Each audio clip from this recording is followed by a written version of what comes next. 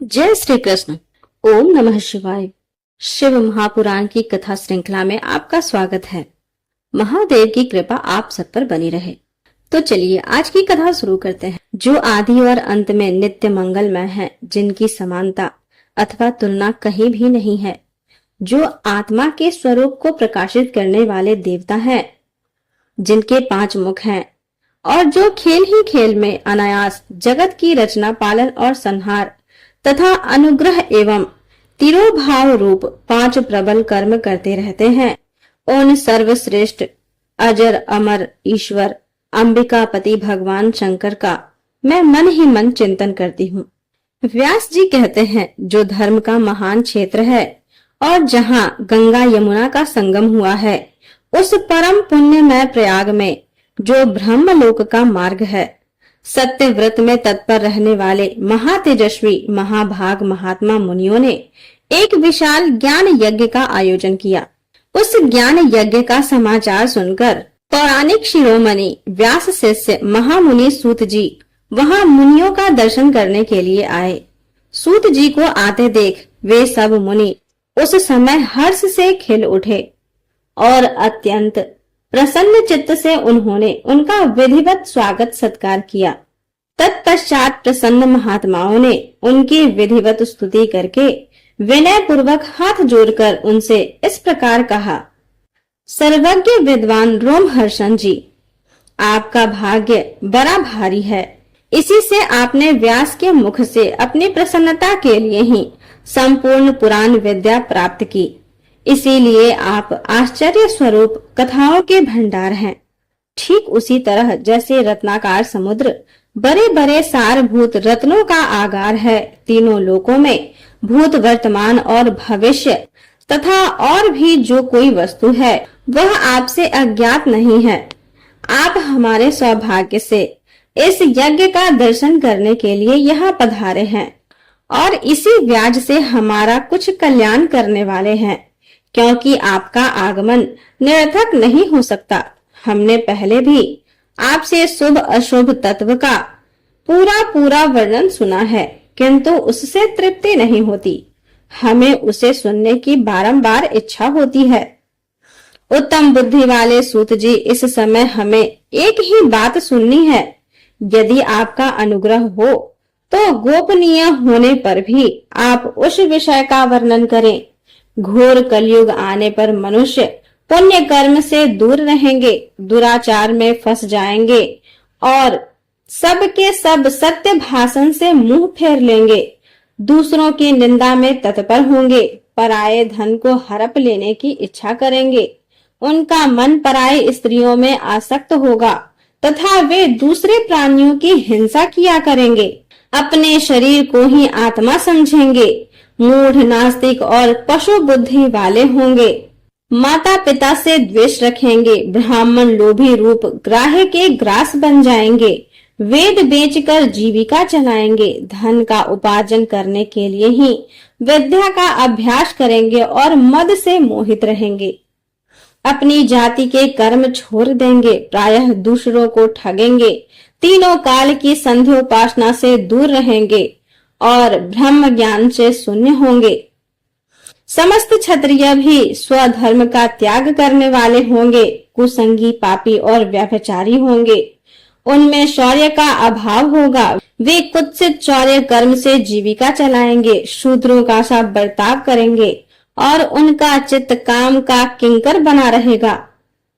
वैश्य संस्कार भ्रष्ट, स्वधर्म त्यागी, कुमार्गी, धनोपार्जन परायण और नाप तौल में अपनी कुत्सित वृत्ति का परिचय देने वाले होंगे। इस तरह शूद्र ब्राह्मणों के आचरण में तत्पर होंगे, उनकी आकृति उज्जवल होगी, अर्थात वे अपना कर्म धर्म छोड़कर उज्जवल वेशभूषा से विभूषित हो व्यर्थ घूमेंगे। वे स्वभावतः ही अपने धर्म का त्याग करने वाले होंगे, उनके विचार धर्म के प्रतिकूल होंगे, वे कुटिल और द्विज निंदक होंगे। यदि धनी हुए तो कुकर्म में लग जाएंगे, विद्वान हुए तो वाद विवाद करने वाले होंगे, अपने को कुलीन मानकर चारों वर्णों के साथ वैवाहिक संबंध स्थापित करेंगे, समस्त वर्णों को अपने संपर्क से भ्रष्ट करेंगे। वे लोग अपनी अधिकार सीमा से बाहर जाकर विजोचित सत्य कर्मों का अनुष्ठान करने वाले होंगे। कलि युग की स्त्रियां प्रायः सदाचार से भ्रष्ट और पति का अपमान करने वाली होंगी। सास ससुर से द्रोह करेंगी, किसी से भय नहीं मानेंगी, मलिन भोजन करेंगी, कुत्सित हाव भाव से तत्पर होंगी। उनका शील स्वभाव बहुत बुरा होगा और वे अपने पति की सेवा से सदा ही विमुख रहेंगी। सूत जी, इस तरह जिनकी बुद्धि नष्ट हो गई है, जिन्होंने अपने धर्म का त्याग कर दिया है, ऐसे लोगों को इहलोक और परलोक में उत्तम गति कैसे प्राप्त होगी? इसी चिंता से हमारा मन सदा व्याकुल रहता है। परोपकार के समान दूसरा कोई धर्म नहीं है। अतः जिस छोटे से उपाय से इन सब के पापों का तत्काल नाश हो जाए, उसे इस समय कृपा पूर्वक बताइए, क्योंकि आप समस्त सिद्धांतों के ज्ञाता हैं। व्यास जी कहते हैं, उन भावित आत्मा मुनियों की बात सुनकर सूत जी मन ही मन भगवान शंकर का स्मरण करके उनसे इस प्रकार बोले। सूत जी कहते हैं, साधु महात्माओं, आपने बहुत अच्छी बात पूछी है। आपका यह प्रश्न तीनों लोगों का हित करने वाला है। मैं गुरुदेव व्यास का स्मरण करके आप लोगों के स्नेहवश इस विषय का वर्णन करूंगा। आप आदर पूर्वक सुने। सबसे उत्तम जो शिव पुराण है, वह वेदांत का सार सर्वस्व है तथा वक्ता और श्रोता का समस्त पाप राशियों से उद्धार करने वाला है। इतना ही नहीं, वह परलोक में परमार्थ वस्तु को देने वाला है। कली की कल्मश राशि का विनाश करने वाला है। उसमें भगवान शिव के उत्तम यश का वर्णन है। ब्राह्मणों, धर्म, अर्थ, काम और मोक्ष, इन चारों पुरुषार्थों को देने वाला है। वह पुराण सदा ही अपने प्रभाव की दृष्टि से वृद्धि या विस्तार को प्राप्त हो रहा है।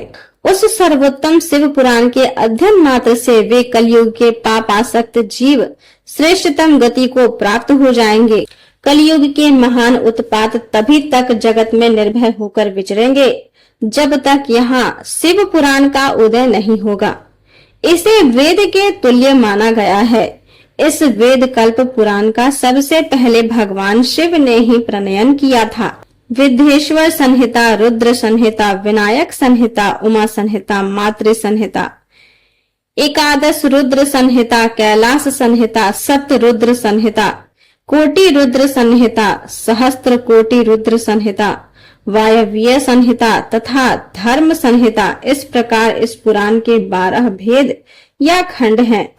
ये 12 संहिताएं अत्यंत पुण्यमयी मानी गई हैं। ब्राह्मणों, अब मैं उनके श्लोकों की संख्या बता रहा हूँ, आप लोग वह सब आदर पूर्वक सुने। विद्येश्वर संहिता में 10,000 श्लोक हैं। रुद्र संहिता, विनायक संहिता, उमा संहिता और मातृ संहिता, इनमें से प्रत्येक में 8-8 हजार श्लोक हैं। ब्राह्मणों, एकादश रुद्र संहिता में 13,000, कैलाश संहिता में 6,000, सप्त रुद्र संहिता में 3,000, कोटि रुद्र संहिता में 9,000, सहस्त्र कोटि रुद्र संहिता में 11,000, वायव्य संहिता में 4,000 और धर्म संहिता में 12,000 श्लोक हैं। इस प्रकार मूल शिव पुराण की श्लोक संख्या 1 लाख है, परंतु व्यास जी ने उसे 24,000 श्लोकों में संक्षिप्त कर दिया है। पुराणों की क्रम संख्या के विचार से इस शिव पुराण का स्थान चौथा है। इसमें 7 संहिताएं हैं।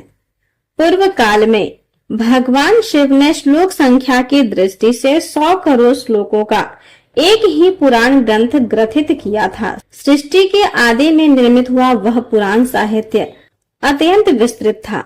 फिर द्वापर आदि युगों में द्वैपायन, व्यास आदि महर्षियों ने जब पुराण का 18 भागों विभाजन कर दिया, उस समय संपूर्ण पुराणों का संक्षिप्त स्वरूप केवल 4 लाख श्लोकों का रह गया।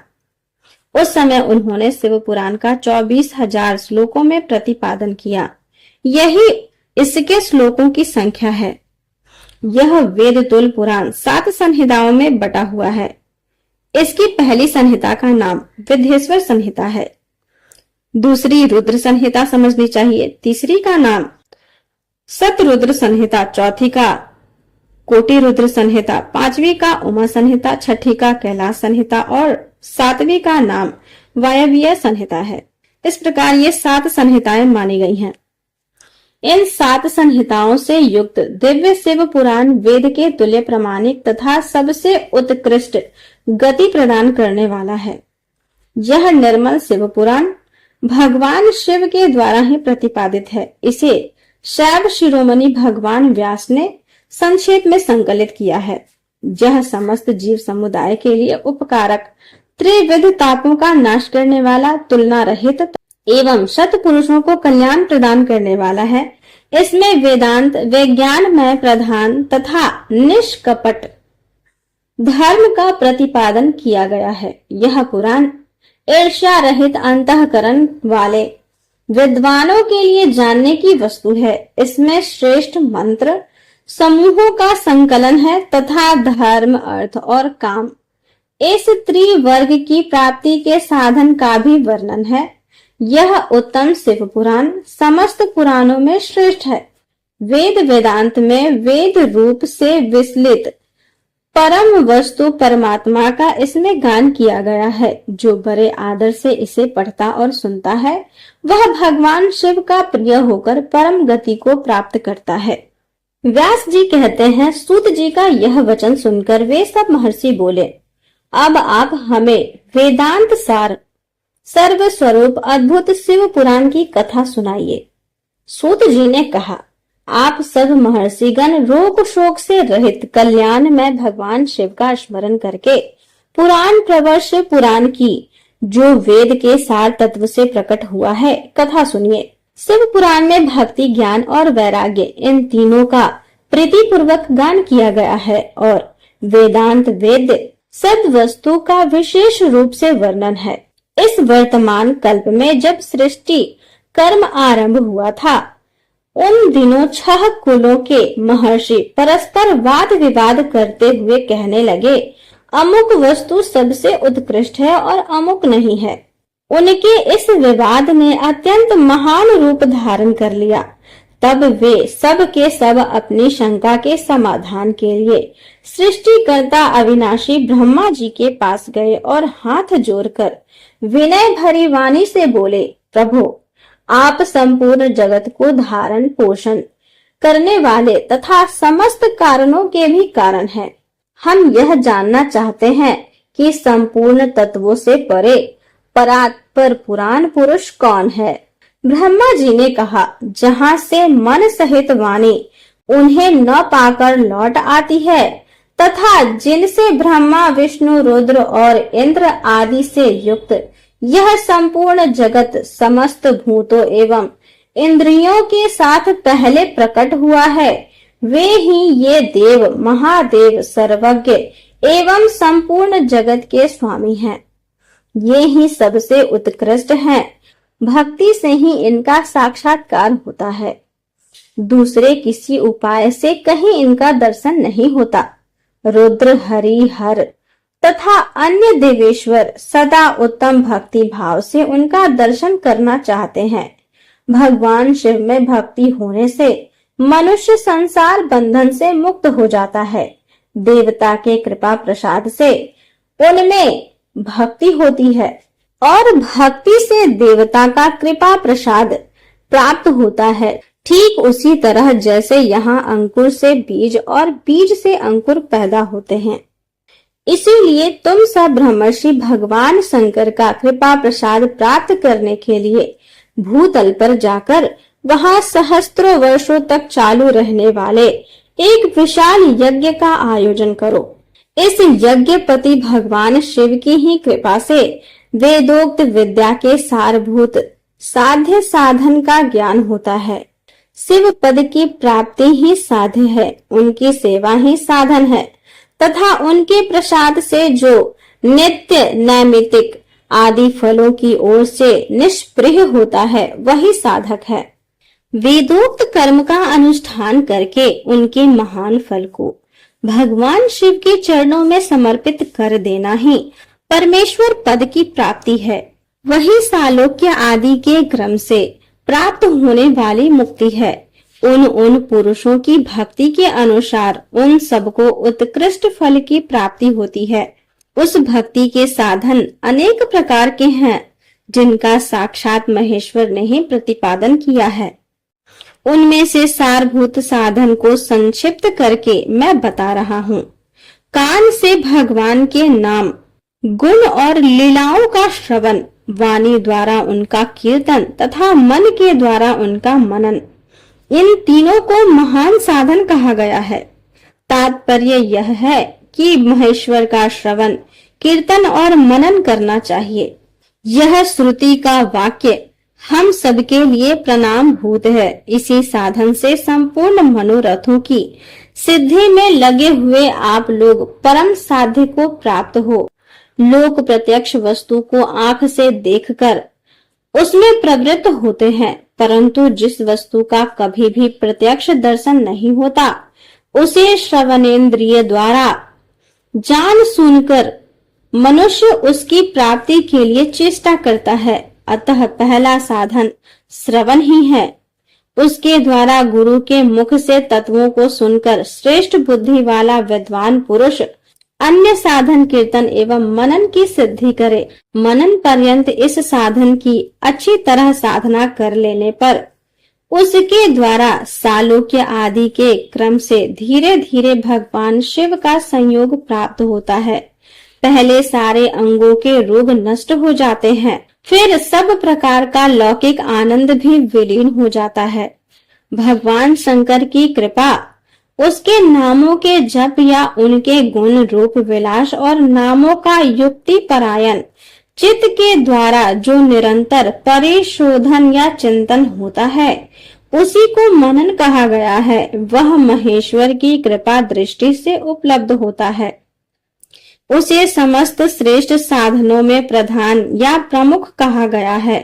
सूत जी कहते हैं, मुनीश्वरों, इस साधन का महात्म्य बताने के प्रसंग में मैं आप लोगों के लिए एक प्राचीन वृतांत का वर्णन करूंगा। उसे ध्यान देकर आप लोग सुने। पहले की बात है, पराशर मुनि के पुत्र मेरे गुरु व्यास देव जी सरस्वती नदी के सुंदर तट पर तपस्या कर रहे थे। एक दिन सूर्य तुल्य तेजस्वी विमान से यात्रा करते हुए भगवान सनत कुमार अकस्मात वहां आ पहुंचे। उन्होंने मेरे गुरु को देखा। वे ध्यान में मग्न थे। उससे जगने पर उन्होंने ब्रह्मपुत्र सनत कुमार जी को अपने सामने उपस्थित देखा। देखकर वे बड़े वेग से उठे और उनके चरणों में प्रणाम करके मुनि ने उन्हें अर्घ्य दिया और देवताओं के बैठने योग्य आसन भी अर्पित किया। तब प्रसन्न हुए भगवान सनत कुमार विनीत भाव से खड़े हुए व्यास जी से गंभीर वाणी में बोले, मुनि, तुम सत्य वस्तु का चिंतन करो। वह सत्य पदार्थ भगवान शिव ही हैं, जो तुम्हारे साक्षात्कार के विषय होंगे। भगवान शंकर का श्रवण, कीर्तन, मनन, ये तीन महतर साधन कहे गए हैं।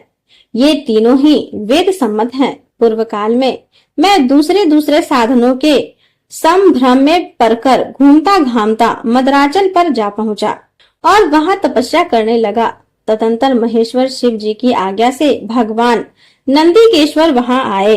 उनकी मुझ पर बड़ी दया थी। वे सबके साक्षी तथा शिव गणों के स्वामी भगवान नंदीकेश्वर मुझे स्नेह पूर्वक मुक्ति का उत्तम साधन बताते हुए बोले, भगवान शंकर का श्रवण, कीर्तन और मनन, ये तीनों साधन वेद सम्मत हैं और मुक्ति के साक्षात कारण है। यह बात स्वयं भगवान शिव ने मुझसे कही है। अतः ब्राह्मण, तुम श्रवण आदि तीनों साधनों का ही अनुष्ठान करो। व्यास जी से बारंबार ऐसा कहकर अनुगामियों सहित ब्रह्मपुत्र सनत कुमार ब्रह्म धाम को चले गए।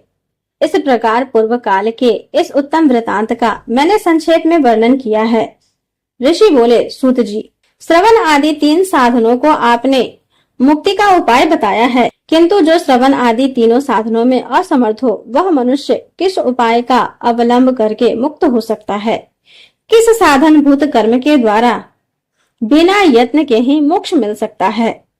आगे की कथा सुनने के लिए मेरे वीडियो को लाइक करें, अपने दोस्तों के साथ शेयर करें तथा मेरे चैनल को सब्सक्राइब करें। धन्यवाद।